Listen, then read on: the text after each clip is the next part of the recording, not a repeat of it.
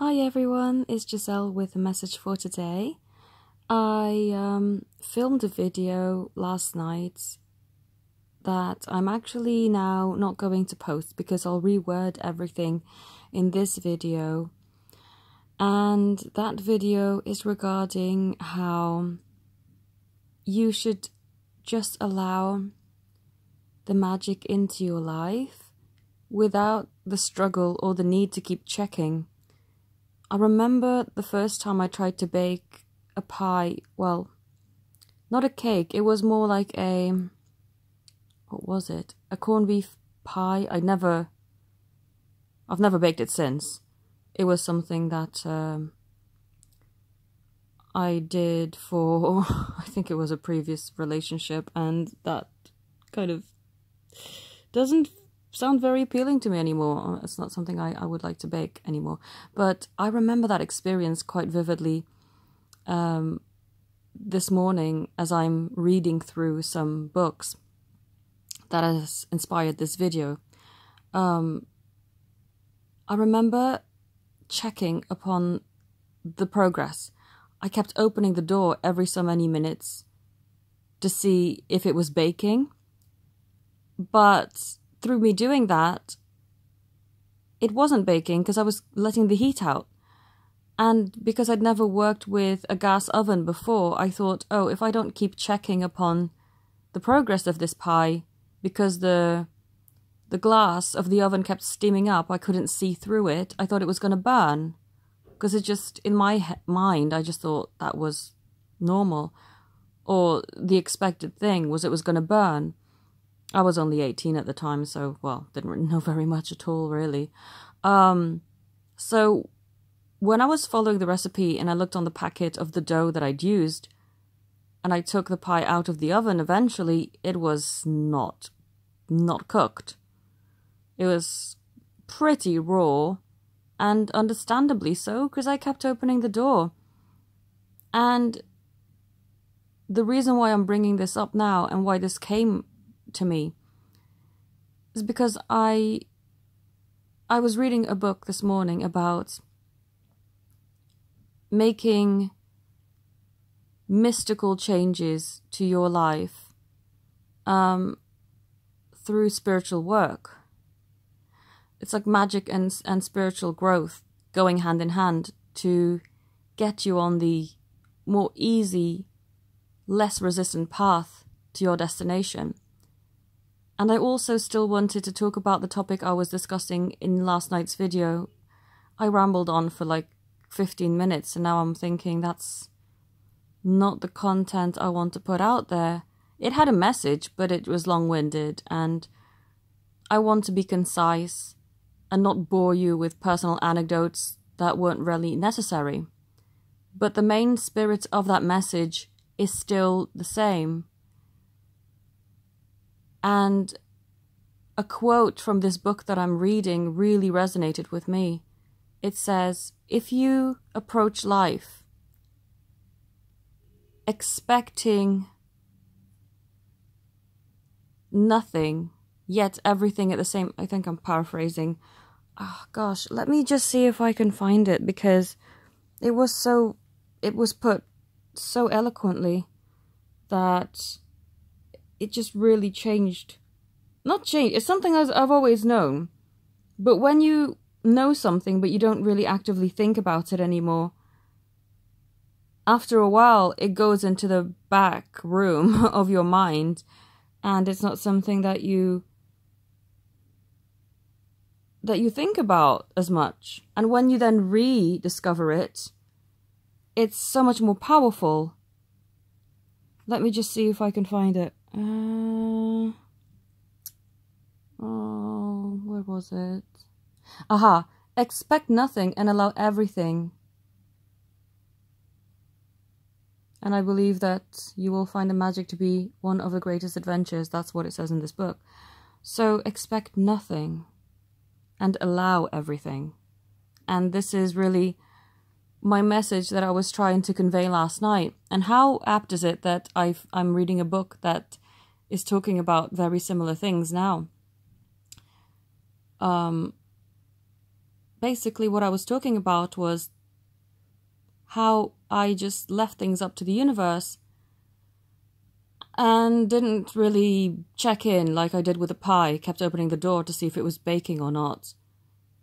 Because I remember, and I've told you the story a few times, but going into my new location of work, not knowing anybody and feeling quite, not depressed, but just down, like, oh, am I going to make friends at this point in my life? I was 33 years old, and I felt sad for leaving my best friend in the other workplace, and I just missed that dynamic of us. Because it used to be a lot of fun. Work is so different when you can have a bit of fun with people.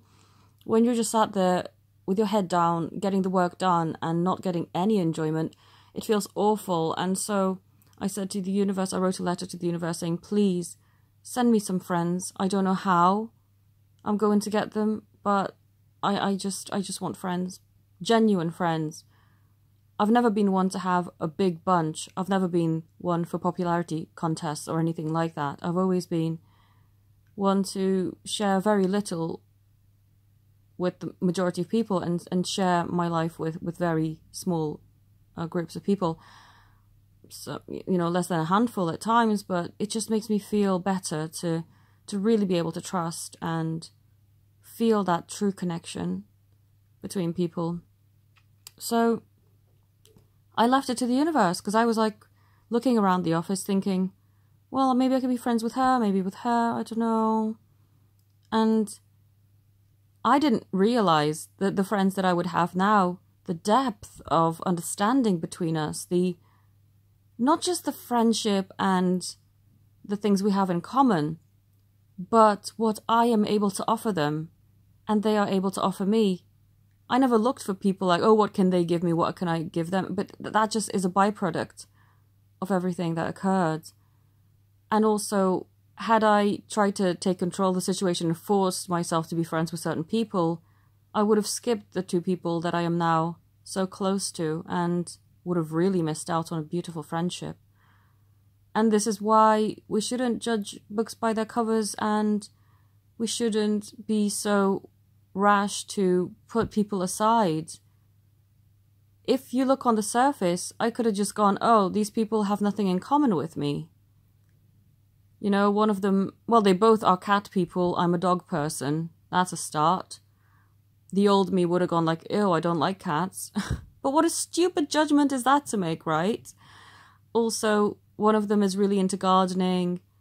The other is into knitting. I do neither of those things.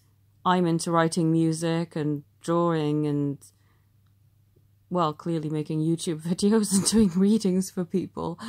So it's like, wow, you've got nothing in common. On the outset, you'd be like, why do you want to be friends? Also, there's quite a significant age gap, which age shouldn't matter. But if they looked at me and be like, ew, that person's like 15 years younger than me, I don't want to be friends with them. Or that person's 5 years younger than me, what the heck do they know? Then, it would have just, if you looked at things with that mindset, then no, you wouldn't have been friends. But what I truly appreciate, and this is not what I've been looking for, but it just happened as a byproduct, is that they value me in the sense that I've actually helped to transform their lives. The one lady was just not taking care of herself. She was down. She said, oh, life has passed me by now. There's no need for me to wear makeup and make myself look good and wear nice clothes, and definitely don't want to be romantic and find a partner anymore. Forget all that. I'm over it. This year, she admitted to me that since spending time with me, I've been a real motivator in her considering wanting to find a romantic partner. But of course, she's got very high standards, and rightfully so. But she's gone shopping for clothes and makeup and just looks so much better. Not that you need makeup to look better, but you know what I mean. If you do something for yourself, whatever that may be, whether that's just upgrading your skincare or making your hair look nice, whatever it is, she chose makeup, but you know what I mean? It's like saying, what a difference from the year before where she was like, oh, I used to like wearing makeup, but now I don't anymore because it's not something that I want. from going from that to now really embracing it and feeling good about herself, that's a priceless gift. And I'm not taking credit for it, but I'm grateful that I've been able to help to facilitate that within her, because it makes me feel so happy for her. And I guess this is just an example of expecting nothing and allowing everything. I didn't know I was going to be friends with these two women, but clearly they're the friends that I needed. And they reciprocate and say exactly the same about me. And it makes me just so grateful.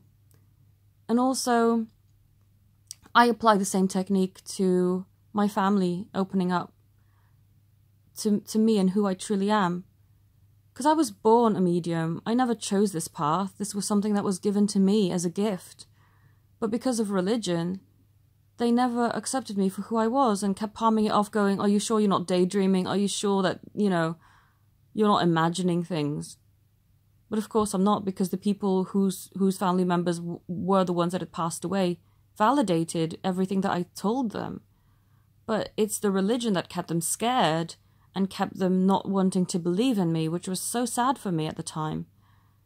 And so I gave it up to the universe. I said, I really do want closeness with my family, and I want to be able to share my gift, because I feel that I can offer them so much more than this scared existence. I want them to enjoy life. There is no benefit in keeping yourself stuck and poor, because when you are able to earn a lot more for yourself, you can help so many more people. So you will benefit, not yourself alone, but the world as well. And so again, I gave it up to the universe. I didn't write a letter this time. I just said, I kind of quite quietly said in my mind, is there anything that can get us closer? I want that. I don't know how. It's not my job to know how, but this is my want, and this is my wish. And it happened. And it's just amazing. And what I want to encourage you to do, and this is what I am doing currently, is applying that technique to my twin flame journey. Expecting nothing and allowing everything. This is why I don't feel the need to check up anymore. The need to force contact or anything like that. I know people are curious, and I understand, you get curious, but I don't really like to share very much about my personal journey, because there's not very much to share. I'm just in the state of expecting nothing but allowing everything. And no, there are no updates to give you on the 3D. But then there are so many updates and upgrades that I'm feeling spiritually, that I know things are already in place.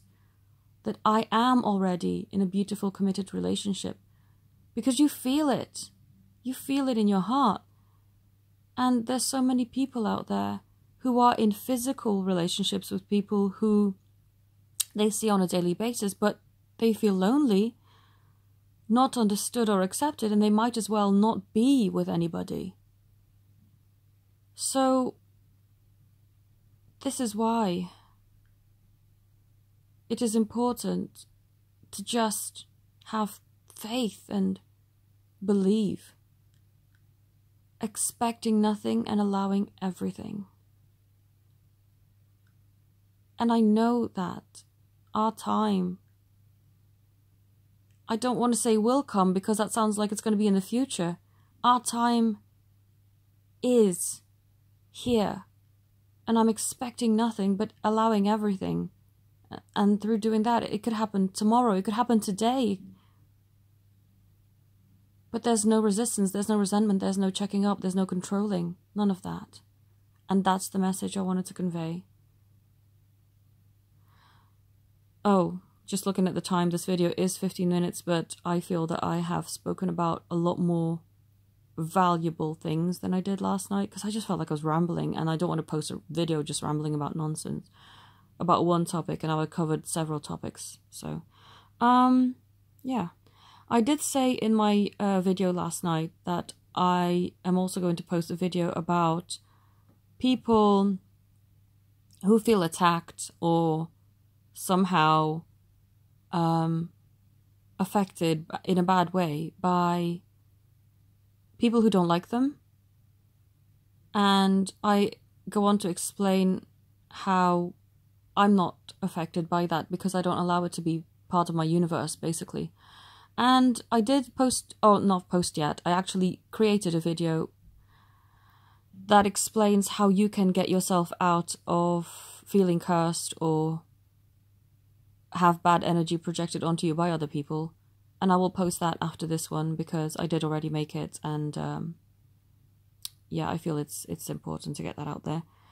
So I thank you all so very much for watching. I hope you apply this technique, expecting nothing, allowing everything, and see what happens. If you'd like to connect with me, all my details are in the description. Have a beautiful day. Namaste.